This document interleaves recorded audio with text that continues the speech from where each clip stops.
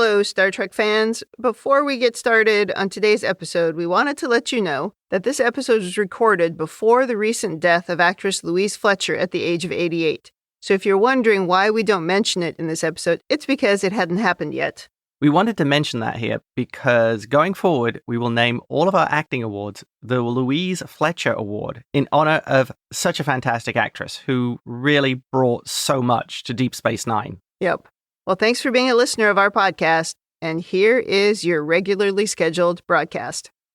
Hello, Star Trek fans, and welcome to Rebinge Deep Space Nine Season 5 Wrap-Up. My name is James. And my name is Kim, and we're watching Star Trek Deep Space Nine from the beginning, one episode at a time.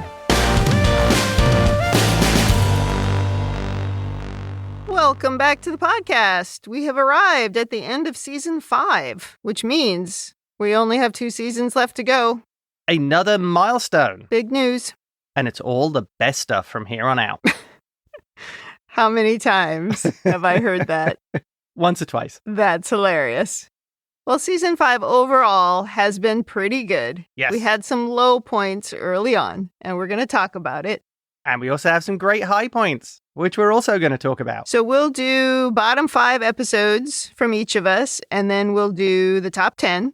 And then we will go through some of the specialized categories that we like to do at the end of each season. Oh, yes. And then we will go through the mailbag.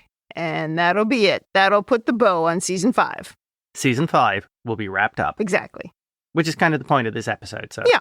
As you started with the bottom 5 last wrap-up, I will start the bottom 5 this wrap-up. Okie doke. So, 5 being the least bad and 1 being the worst bad. Okay. It's kind of difficult. To be honest, there aren't really that many terrible episodes this season. Agreed. So, with that said, I'm going to have my 2 less favorite episodes and then 3 actually bad episodes. Ditto. In number 5, for the uniform. Really? I didn't like that because Sisko committing basically war crimes or crimes against humanity did not seem like a good plot point. Oh, yeah. Just a minor little thing that he did. Next, The Ascent. To me, that was such a meh filler episode. Yeah. It wasn't terrible, but it was just like, it was there. Now we get into the actual ones I think were bad. Yeah. Ferengi love songs. I felt the episode was just really in poor taste. Few jokes about suicide. And depression. Alzheimer's. Yeah, it's great. Yeah, no big deal. Yeah. Next one, Let He Who Is Without Sin. Yeah. I get it. They were kind of poking fun at the whole moral majority kind of thing, the whole censor books and ideas. But other than that, it was a terrible episode. And they get Vanessa Williams in a swimsuit. Oh, yeah. Oh, my God. Yeah, let's not forget about the Curzon bit. Yeah. Finally, my worst episode of the season, the number 1 worst episode, and I bet you can guess this from a mile away. Looking for Parmak in all the wrong places. Trainwreck. It's funny because Looking for Parmak in all the wrong places is the one you gave the neutral to. So you ended at that one being the worst. Yes. I think it's because I went back and rewatched it and went, oh, gosh, this is miserable. Yes, I understand.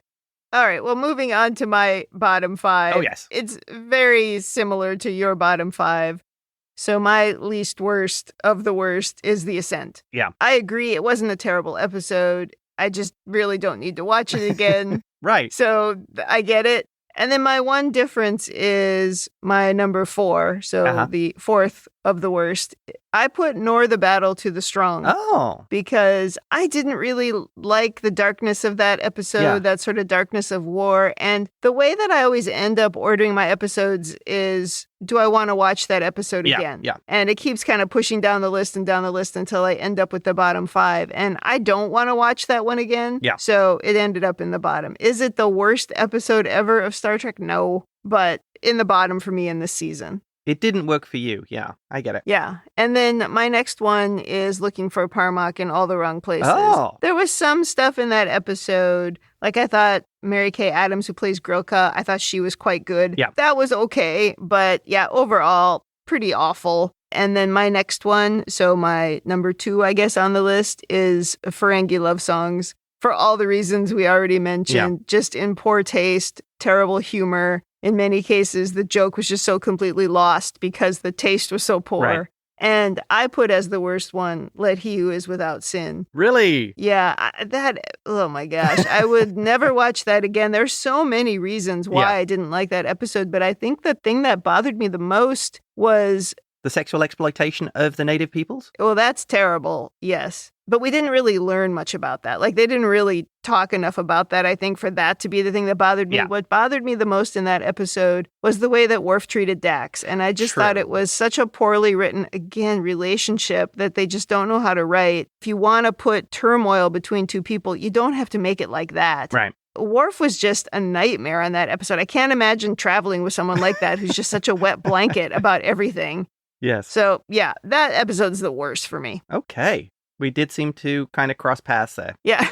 At the very end, we'll have to go through and put all of our bottom ranked episode and see which one is the worst.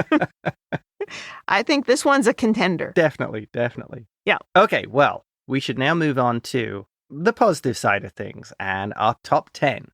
So, the 10 to 6 on your list, please. Gosh, to a large degree, when I was going through this, I agree with you that it was really hard to rank them. Yep. I think this happened last season too. So I ranked these, I went back through and looked at them, and then I looked at them a third time. So let's just say this is maybe the best I could do, but just because these are the 10 for now, that doesn't mean I didn't enjoy the next 10 as well. Oh, I would agree with that. I have the same problem with my top 10. It really is just a minor things that move them up to the list. Yeah. Maybe just one scene. So my number 10 on the list is The Assignment, which is just such a Star Trek thing where somebody gets taken over by an alien. Yep. And then everybody else has to just at the end get over it. I mean, come on. That's just classic. Classic Trek. Totally. I also thought the performances were pretty good in that episode. Not only Keiko, but also Rom. I really enjoyed Rom in that episode as he was trying really hard to fit in and to find his way. He kind of idolizes Miles and he did whatever Miles wanted him to, and that got him trouble in the end. That scene with Mars where he's in Odo's lockup. Yeah. And he says to Mars, I know how to play the idiot. Yeah, being Quark's brother. Oh. Yep. Well, and I was so concerned, I don't know if you remember, but I was so concerned that they weren't going to do right by him, but they did. And then really, even in the long run, they did because Miles really starts to rely on him later, which is cute. Yeah. Then the next one for me, number 9, I picked For the Uniform. Really? It's funny to me that you put that in the bottom. I totally get it. I think what Sisko did at the end was crazy and maybe out of character for a Starfleet captain, at least the one who's the hero in the story. I felt it was out of character for Sisko. Agreed, yeah. But I think all the other stuff about it was very enjoyable, and it made like the second watch kind of fun. And that whole thing too about him talking about Les Mis and how we were laughing about how we were waiting for the songs to start. I could just see the drama in it, and I get what they were trying to do. So it just sort of clicked for me. It wouldn't have been on my bottom 5 if it had been a musical episode. Oh, yeah, it would have been my number 1 for sure. All right, so number 8 for me is Ties of Blood and Water. Oh. And I think a lot of that was the performance by Nana Visitor. I really bought the story where she was linking it to her past. And at the end, she just had to sort of pull herself up and behave a little differently than what she had done when her own father had died. I thought that was very good and portrayed very well. So yeah, I put that on in my top 10. I'm surprised that is so low, actually. And then linking together the Kira episodes, my next one is The Darkness and the Light. That one, I mean, we laughed a lot about that nonsensical stuff at the end about the words, the darkness and the light and the poetry and all that was really silly. But still, it was so good because it was tying all the way back to the beginning with Kira and the emotional connections she had that were with the other people in her cell that was like her family. And that really impacted her so deeply. And then she just snapped. She was just really good, I thought, in that episode, even though there was some sort of silly melodrama. Agreed. And then my number 6 is Empok Nor. Really? Again, the performances in this episode, I really liked Andrew Robinson. Garrick was so good. And I love it when they do that on shows, whether it's a show maybe about a vampire or something where they're good and then they're bad. Yeah. Like Angel, when it would happen to Angel on Buffy the Vampire Slayer. Stuff like that I really like, as long as they don't drag it out too long or use it too many times, which I think they maybe did on Buffy. But here was really effective. So that's my 10 through 6. Oh, awesome. Okay, here is my 10 through 6. In at number 10, Trials and Tribulations.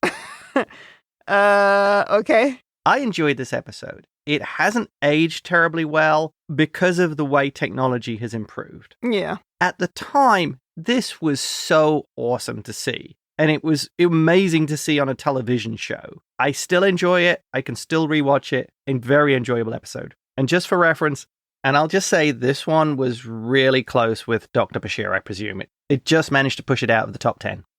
In at number 9, The Ship. I really enjoyed that one. I felt it was Starship Down done correctly. I enjoyed the story, and I enjoyed the sort of the tenseness of it and the drama. Yeah, that was a very entertaining episode, very dramatic. Even though they did the classic red shirt thing where they introduced someone and then killed him. Several, in fact. And who doesn't love a Vorta in a red dress? Oh, the cocktail waitress, Vorta. Well, she wasn't really a cocktail waitress. She was throwing a cocktail party. Number 8, The Darkness and the Light. Mm-hmm. I really did like that episode, and I feel it's an episode I can rewatch multiple times. There's an intensity to Kira's performance in that, which is just great. And it also serves as this sort of almost noir, horror-esque kind of episode that works well in Deep Space Nine. Agreed. Number 7, By Inferno's Light. And number 6, In Purgatory's Shadow. I had to put those 2 episodes in 6 and 7 because you won't let me have 2 episodes linked in one spot anymore. Oh, really? Was that my rule? Because I may have done that in my top 10. So if you want to add another to the bottom, you can. These 2 episodes, very enjoyable, very rewatchable as well. Oh, yeah, agreed. And the great number of reveals in those 2. Yeah. Bashir's been a changeling for months. Yeah. We get to meet Martog. Yeah. And Nabrantane really is Garrick's father. Uh-huh. As I'm the only person on the planet who didn't seem to know. The galaxy. Yes, apparently. And that wraps up my bottom top 10. Well, then I'll go to my top 5. And number 5 on my list is Soldiers of the Empire. A very entertaining Klingon episode. Very Klingon-y. And then number 4 is Apocalypse Rising, which was the first episode of the season. Yep. It was really a great start. I really enjoyed it, even though there was some very goofy stuff with the makeup and the way Odo looked in the makeup, and Miles too, right? The 2 of them, I don't know, it was very strange. I remember we disagreed on the makeup look. Yeah, but it was still such a fun episode, even though we laughed at the Deep Space Nine plan and the orbs that they had to put on the statues. Yes. Oh, but it was so much fun. I really liked it. And then number 3 is one I'm pretty sure you won't have in your top 5, and that was The Begotten. Oh. Because you really did not like the B story in that episode. I was weirdly so uplifted by the end of it when Odo got his shape-shifting abilities back. I mean, I just cheered, and so I can't not put that episode in the top 5 because it really moved me. And I also really enjoyed Renee Auberginois' performance because in that whole episode, he was trying so hard to be the father figure that he didn't have. And he was, he was talking really slowly to the beaker as he's carrying it around. Yeah, he's showing at the station. Yes, and there was that scene where he says, and you could live here someday. It's a really interesting place to live, but you don't have to live here. It was just so sweet, the way he was reacting to the way that he felt he had been treated. And then there was that point in the episode, which you and I agreed wasn't really earned, but I think it was still important for the growth of Odo, where he was like, okay, I get it. I get why you did what you did. Yeah. I thought that was one of the best episodes of the season. Cool. So then in my number 2 spot, I did the thing I told you not to do, which is I combined Purgatory's Shadow and By Inferno's Light. Oh, wait a minute. What else can I say? All of the surprises. I was so shocked to see that Bashir had been there for a month.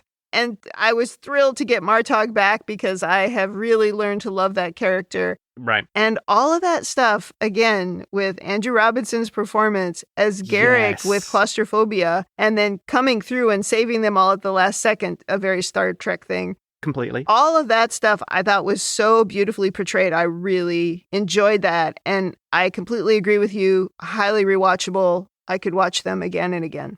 And then my number one best episode of the season, I wonder if it's your number one, it's Rapture. I loved it for so many reasons. Again, performances. Yes. Avery Brooks was amazing. And of course, it had Louise Fletcher in that episode, who I'm weirdly in love with. I can't explain it. But I just like the way, again, when they do that thing where they tie it all the way back to the beginning. And this was really tying in what happened in the very first episode where Sisko becomes the emissary. And he's been pretty much rejecting it the whole time. But when this episode happens, he can't reject it. He's so completely sucked into it. Now he has to accept it. Loved it. Okay, so here is mine. Yep. Number 5, Ties of Blood and Water. Yep. Great performance by Kira. Yeah. And that idea of allowing Kira to come to terms with her own father's death through to Kenny. And then at the end where she buries him next to her real father. Perfect. Very good Star Trek. Yeah, and I don't know if she really came to terms with it, but she had the chance to do the same thing again, make the same mistake, and she didn't. Yes. And you don't get that sort of a chance very frequently in life, but I do think at least she was able to be comfortable in her second choice. Yeah. Number 4, and this might surprise you, Nor the Battle to the Strong. It doesn't surprise me. Yeah, I know you like that one. I really enjoyed that one. Sirach Lofton really made that work. And then the whole concept of what is a hero. And I loved the dark humor throughout it as well. Oh, right. Yeah. Very enjoyable. Yep. I'll allow it. Thank you. That's good to know. Yeah. Number 3. Yep. Children of Time. Really? Yes. Huh. Because I'm always a fan of the time travel Star Trek stuff. And the fact that there was this whole alternative timeline and the way Worf behaved and the way the society had developed. It's an absolute headcanon party, that episode. It definitely is. I'm surprised to find that in the list only because even though I agree with those things that you said, as we talked it through, there were like so many holes that we came up with and identified. That's why I'm surprised that it's on your list, because that in the end, like when I watched it, I was enjoying it. But then when we talked about it, I'm like, oh, I'm not sure a lot of these things made sense. And so I ended up pushing it down quite far on my list. Really, I think it's because I enjoyed the sci-fi concept of that story. Yeah, I gotcha. Okay, fair enough. Number 2 on the list, Call to Arms. Mostly because it's a great action episode. In the same way as if you look at the Star Trek movies, nothing comes close to the Wrath of Khan for an action movie Star Trek. For space battles, anyway. And I love that way they managed to give tension to this build-up of there's a war brewing and what they have to do. And such a great cliffhanger. Yes. To end a season. And I can imagine that back in the day when you had months to wait, that was pretty intense. Absolutely. I agree that's a good episode. I just I don't know that I'm ever going to get on board with the war stuff being good for Star Trek. So that just wasn't my favorite, but a very good, very dramatic episode. And my number 1 on the list, Rapture. Yay! We did enjoy that episode. Oh, it was so good. Yeah. And Avery Brooks really managed to bring what happened to Sisko to life. The way he was kind of seeing the pattern in everything. And I still stand by my theory that if he'd continued, yes, he could have had clarity and ascended, but it would have killed him. Yeah, but then he would have ascended to something. I might be mixing my shows with Stargate there a little bit. Oh, okay. And the rewatchability of Rapture. Yeah, surprisingly good. Yeah. And that, I think, wraps up my top 5. Well, it's cool. We agreed on at least number 1. Yes. And we did have a few differences in there. If we went back to season 1, I think we had a lot of differences in our top and bottom section, but they're starting to come together. Yeah, we have a few differences from season 1, but Dramatis Personae still remains my favorite Star Trek Deep Space Nine episode. Nice. Oh, you're very consistent. All right, let's move on to guest stars. Oh, wow. Well, we talked about having 2 different categories. One would be a guest star who appeared in 2 or fewer episodes. Yeah. And then like a repeating or a recurring guest star who appeared in 2 or more. And of course, we discussed where does Louise Fletcher fall in these categories since she was actually hardly seen in season 5. But what we decided to do, because we think Louise Fletcher is amazing, is the award that goes to the recurring guest star. We're just going to call it the Louise Fletcher Award because she just wins automatically. So in her name, we will give it to someone else. It really comes to the second place because it is the Louise Fletcher Award. It totally is. All right, so who do you have then for the Louise Fletcher Award? General Martog. J.G. Hertzler. A man who truly embraces the Klingon spirit.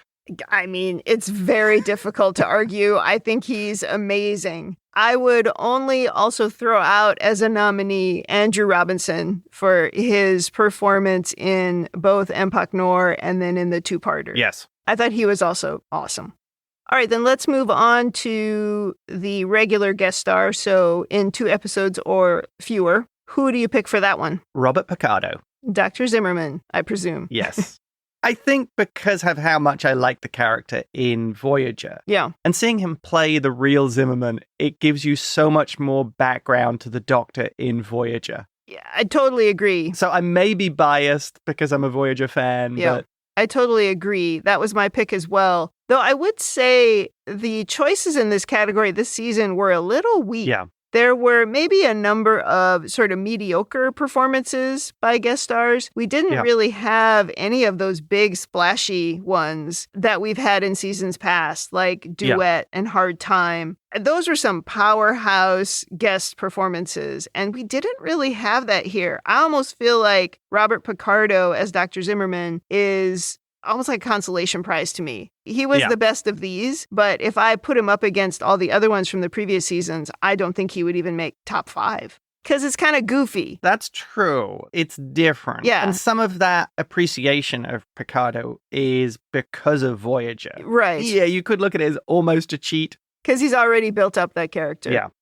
Although when it comes to fixtures of television and movie, the brief appearance by Lawrence Tierney as the Regent in Business as Usual, thoroughly enjoyable. He was wonderfully malevolent. Yeah, there were a couple of guest stars in that episode that were good. Cousin Gala, right? Josh Page. Yep. He was also pretty good. The guy who played Haggith was pretty good. Still picked Robert Picardo.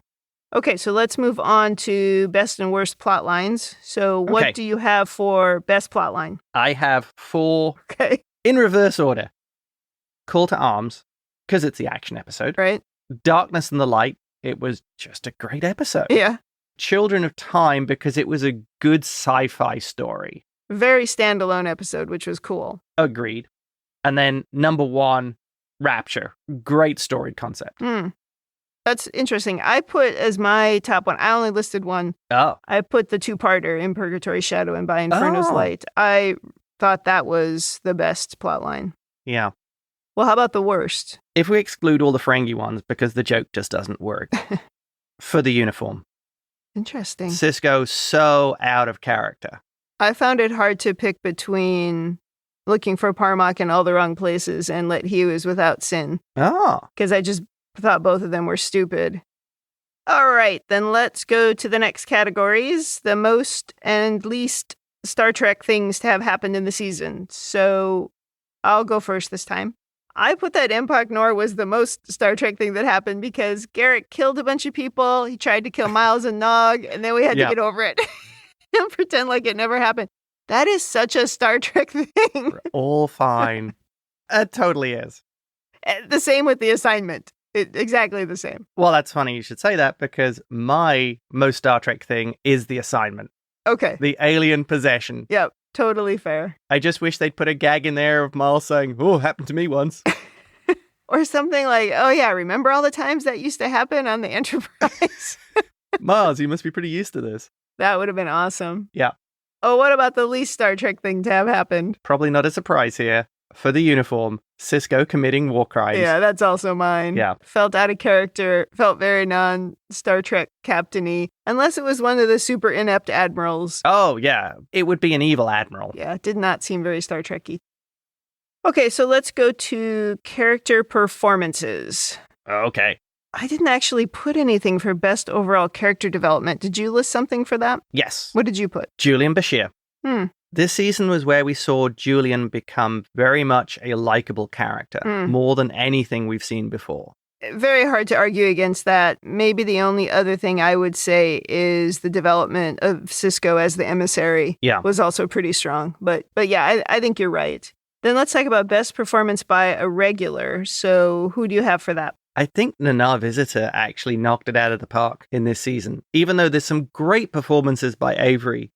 She did. In particular, I noted her for In Ties of Blood and Water, but I really struggled to pick one. I also thought Renee Auberjonois was amazing in Children of Time and The Begotten. Yeah. Both of those episodes, he was really good. The way in Children of Time, he was able to show you a version of Odo that had 200 years of additional development. Yeah. And the way that he can do any acting with his face almost completely covered by putty it's incredible. So that's true. Maybe wasn't quite as great in Things Past, even though I enjoyed that episode.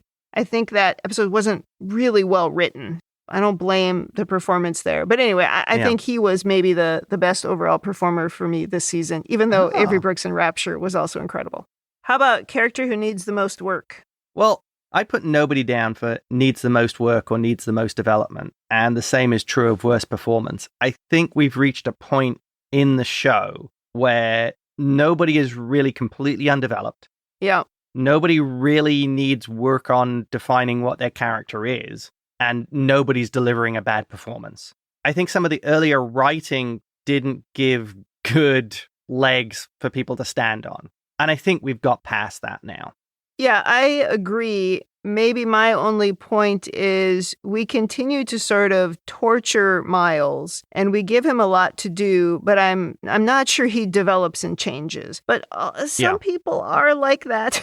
They remain the same no matter what happens. So I don't see a ton of change, I guess, in him. Yeah. Miles is Miles. But I think the character remains consistent, even if I have some complaints about how he can be a little bit of a cardboard cutout. But that's purely writing. It's not any limitation on Colm Meaney's ability.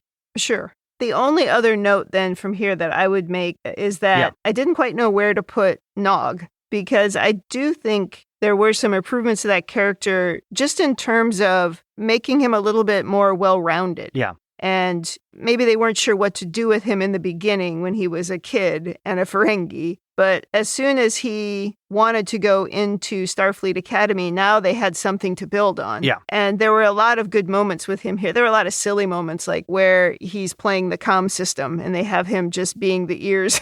Oh, that's for the uniform. For the uniform. Oh, that was silly. And then that one little 2-second scene where he acts like he wants to strangle Worf.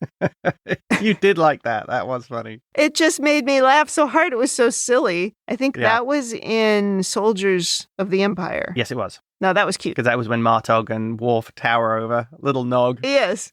Okay. For a change, I don't have much in costumes and hair. This is a shocker, really, because we talk about it so much in the first 4 seasons, and we didn't spend a lot of time talking about it here. The one thing I had is Snodgrass's ridiculously oversized rebel uniform. Oh, yes. And every time I looked at it, I kept thinking, why did we dress like that in the 90s with clothes that were so big? It's the Marquis pirate outfit. It's so different now. It's hilarious. But I didn't have anything else. Did you have anything else in that category? I had, there needs to be a special mention for all the Klingons on Martog's ship. That was a great series of outfits. Yeah, the Cardassian neckbone necklace and also the 2 guys with the sleeveless shirts, which you never see in Star Trek. Exactly. So the Klingons are the only ones really I had in costume. All right, that then wraps up our specialized category. So I guess it's time to open up the mailbag. Oh, yeah. Every time we get towards the end of a season, I think I say something about how we haven't had many emails, and then we get a flood of emails. It's uncanny. But also somehow I forget that we already had a bunch of emails. I don't know. I can't be responsible for everything. And when we get to this section of the podcast, we go in with the full intention of reading all of the emails out loud. And then it always ends up taking a really long time to do that, like way longer than a normal episode. Yes. We don't want to discourage your emails because we love them, and we pretty much do respond to all of them. Yes, we do try to respond to everything. This time, we have decided to each pick one of our favorites and read it. Then we will also include one email that is our favorite absolute overanalysis. Thanks to everyone who sends in the overanalysis, by the way. And the overanalysis could be from this season or of the whole series. Yes. Or of an individual episode. So if your email wasn't one of the ones that was picked, it's not because we didn't love it. So let's get started here then with James's favorite email. This comes from Ray. Hi, Kim and James. I'm slowly working through the podcast's backlog after discovering you earlier this year. I have loved Deep Space Nine from the minute I started watching, and re-experiencing it again through your eyes has been a real treat. I have a response to the over-analysis you had in The Darkness and the Light. I believe it was James who described him like Garrick, someone with that level of talent. A cover story of, I was just a cleaner, to mask what he truly was. I saw it as something of a trauma response, or perhaps further maliciousness. He brings up the bomb that Kira planted was placed right outside of the window and vaporized the entire wing of the building he worked in. It feels more likely to me that the murderer was someone else entirely, and the victim he describes was a friend or family member or loved one. As part of his revenge, he would be taking on the persona of the actual real victim of the bombing. Echoing Maritza in Duet, Maritza felt guilty for the actions of his superiors during the occupation and took on one of their identities to seek repentance, while an actual high-ranked official, the murderer in this episode, took on the role of a subordinate to seek revenge. Thanks for taking the time to read my analysis, Ray. Well, thank you for the email. I really like the take on this. I didn't think of that at the time, that this could have been a high-level person pretending to be one of the victims, going that way, rather than it actually being an agent who was using their cover story. So that's the kind of overanalysis I like. Yeah, we talked about this email quite a bit when it came in, for sure. All right, then we'll move to my email, the one that I picked. This is from Chantal, who says, Hello, Kim and James. First, I want to thank you for your wonderful podcast on Deep Space Nine. Back in the day, I quit watching the show as I thought it to be too soapy, but rewatched it some years ago, and then I discovered it was one of the best Star Trek series, minus some episodes. As I was anxiously waiting for season 4 of Discovery, and then got really disappointed when the show wasn't available in the Netherlands on Netflix or any other provider yet, I started to rewatch DS9 once more. As nobody in my circle of family and friends is such a Star Trek fan as I am, yes, you can be happily married for 34 years with a non-Star Trek enthusiast, I started to listen to podcasts. I discovered your podcast, and now I am addicted to it. I listen while doing chores at home, when I can't sleep, or when I should be studying. I am retraining for another line of work. Kim and James, you are such a good team. I don't agree with everything, but your view, Kim, on women in the future, and of course women in the present, is an eye-opener, because I thought it was just something we had to put up with. And your view on management, I wish some of my former managers would have been open to your vision. Perhaps I might have still worked in a business environment with managers like you. Please keep up the good work. I like how you both enjoy watching and talking about Star Trek. All the best from your Dutch fan, Chantal. Oh, that was a good one. Thank you, Chantal. I do find it surprising that you can be married for 34 years when only one of you watches Star Trek. That doesn't make any sense to me, though. Yeah, that would be like being married to someone who hasn't seen Star Wars. Yeah, seems strange. However, I do know someone married to a non-Star Wars person. And then the irony was, when we met them at Comic-Con last year, it was the wife who wasn't a Star Wars fan who was wearing the Princess Leia cosplay. Well, I think cosplay brings out a whole different side in people. Sometimes that's just what you're interested in, more so than whatever the thing is that it's from. Yeah, that's probably true. Well, I love this email because, first of all, I love that someone is addicted to our podcast. I think that's pretty funny. That's like my podcast addiction of the tennis podcast, so I totally understand it. I also appreciated what Chantal says here about no one in their circle of friends watching the show, and so turning to a podcast. That is essentially how I got into podcasting, because I was watching Discovery. James wasn't watching it. I didn't know anybody who was watching it. So I just started seeking out podcasts, and I stumbled across Talk Through Media, where they had the Star Trek Discovery podcast, and I just really enjoyed it. I ended up getting to know them, and that's really why we're sitting here doing this podcast. So I totally get that. But I also really love that Chantal appreciates my view on management. Look, I completely get it. I've had crappy managers too. We've all been there. But that doesn't mean that it has to be that way. So I just feel very seen by this listener, which is ironic in an audio-only medium. But this is why I picked this email as my favorite. It's a word that works. You can use that. Yeah. Okay, so now we will move on to the overanalysis email. And this email comes from Andy in the Midwest.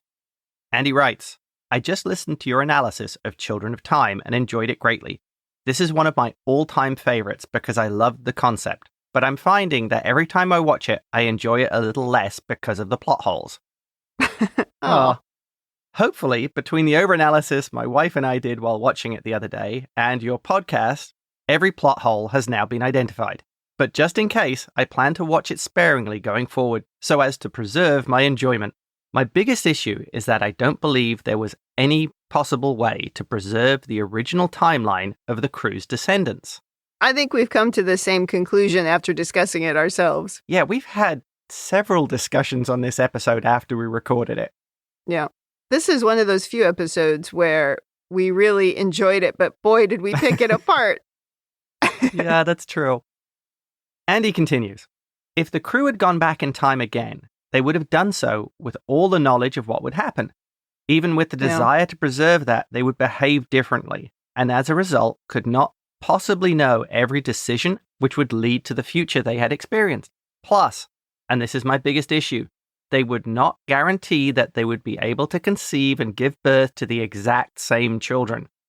There are so many genetic variations that can be produced from two people. They would have to try to conceive at the exact same moment in the exact same circumstances to make sure the same children were born. Yeah, that's very true. And you certainly might see Miles reacting differently and starting a new family immediately because now he knows that he's never going to see his original family again. Right, exactly, yes. Yeah. Continuing, it would only take one couple to have a different child this time around to start a wave of differences into the future. For example, go back 8 generations in your family tree and change out one person, and then go forward and consider all the change that would have made as a result. Poor O'Brien and Tannenbaum would have had to sit around for 10 years knowing that they will eventually end up together. And they have to end up together. They can't do anything different. Yeah, but just the fact that they know about these things means it's going to be different. Yeah, exactly. That's the whole problem, right? Back to what you said a moment ago. If you know you're going to be together, maybe they get together earlier. Right. Well, to quote Miles himself, I hate temporal mechanics. Yeah, he doesn't want to talk about it. Continuing on, the whole episode falls apart for me on that issue because it takes away the tension when there is no longer an option to recreate what happened. The only logical decision is to avoid the anomaly and go back to Deep Space Nine. Another issue you touched on is some of their attitudes about the impact of not returning to Deep Space Nine. They sort of hand-waved that their families would be okay, and I'm sure most of their families would be able to work through the trauma and carry forward. It happens all the time in real life, but that doesn't mean it's okay. They are changing the whole trajectory of a lot of people's lives by not returning, and not necessarily in a good way. Sisko knows what it's like to lose a loved one. It has taken him years to work through that. Yeah, we definitely talked about that, right? Look what happened to Jake when Sisko disappeared. It changed the course of his life, and he even ended up violating the timeline anyway. Right. Agreed. Yeah. Plus, the Alpha Quadrant could become part of the Dominion without these people.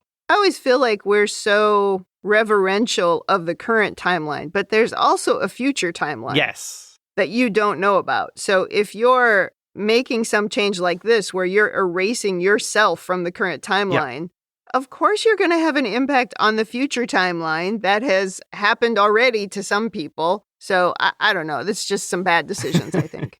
Or maybe cavalier decisions. Additionally, Andy writes, finally, I agree 100% with your opinion on Kira and Shakar visiting the shrine for relationship directives. But I have a possible alternate take. Excellent. Some overanalysis here.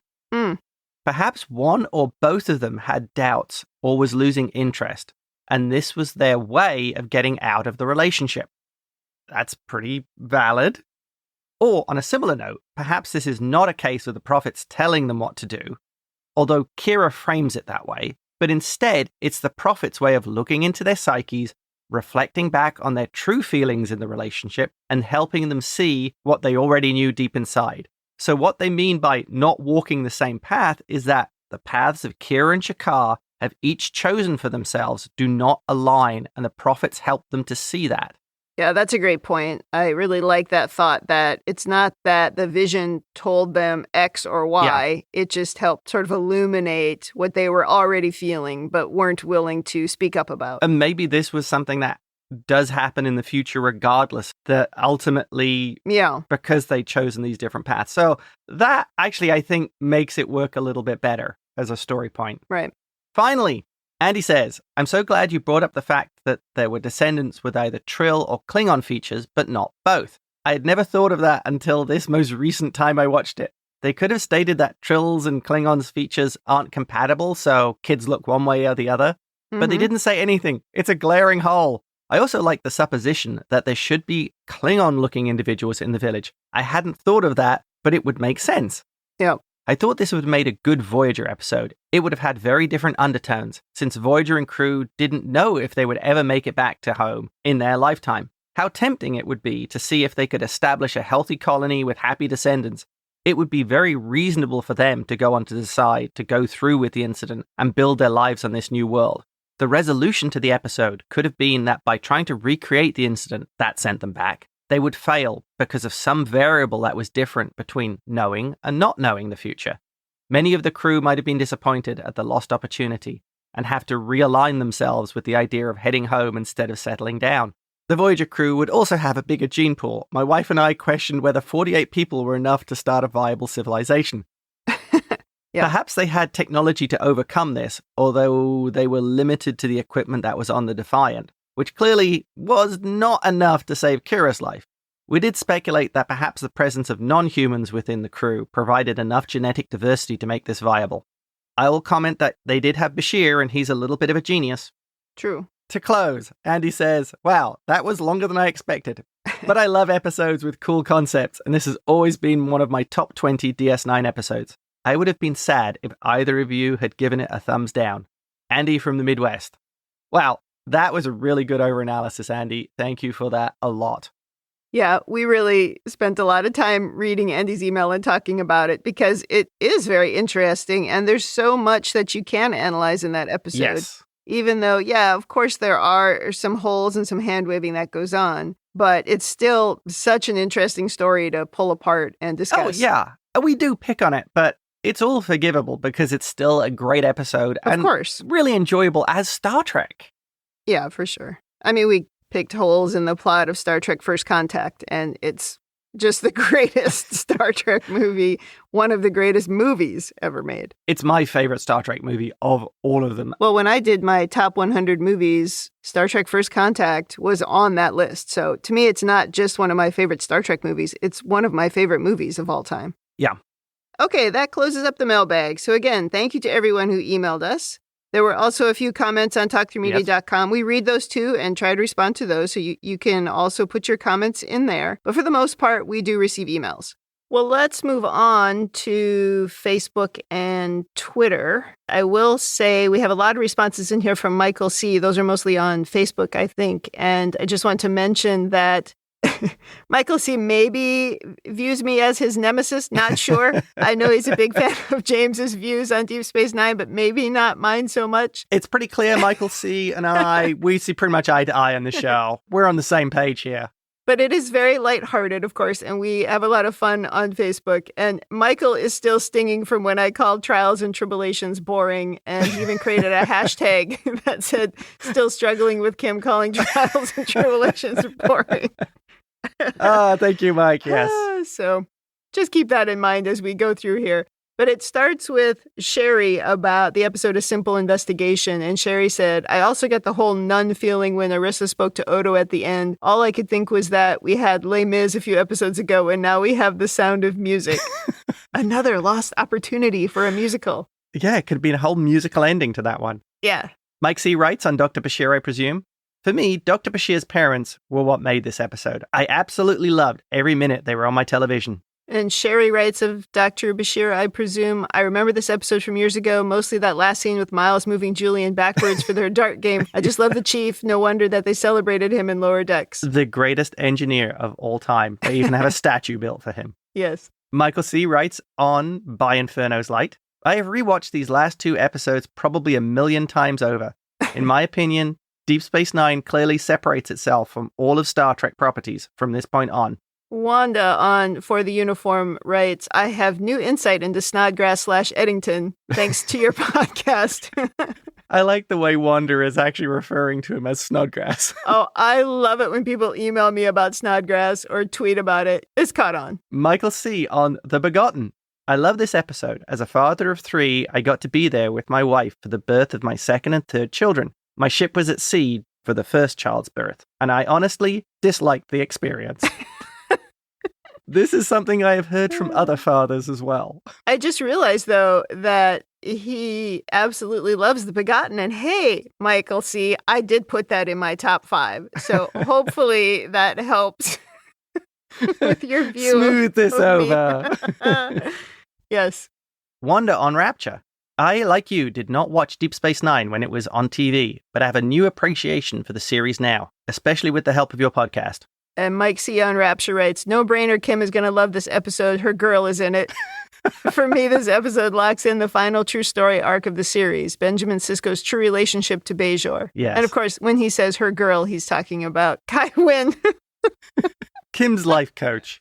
Oh, I love me some Kai Wynn. Mike C. writes on Nor the Battle to the Strong. James questioned what this episode might have been referencing. I have always assumed they were using the Battle of Mogadishu. The book, movie, Black Hawk Down, later on covers this also. During my investigations of what actually happened, people questioned what was bravery, what was cowardice, and what was just plain foolishness. It's an interesting perspective coming from a military person. Sherry writes about looking for Parmak in all the wrong places. Not a great start to Dax and Worf, but it does get better. Yeah, I think we've seen that. Sherry also writes on Apocalypse Rising, welcome to Season 5. Great episode. I thought it was funny at the end when Sisko came out with his normal face. He also had his Starfleet uniform on. Like the face and the uniform got changed together. Oh yeah, it was all in one deal. And wrapping up Facebook and Twitter, Michael C. on Looking for Parmak. Michael writes, you and James clearly did not get what I got from this episode. Uh-oh. I focused more on the interracial relationships and mating bonding issues than the episode covered.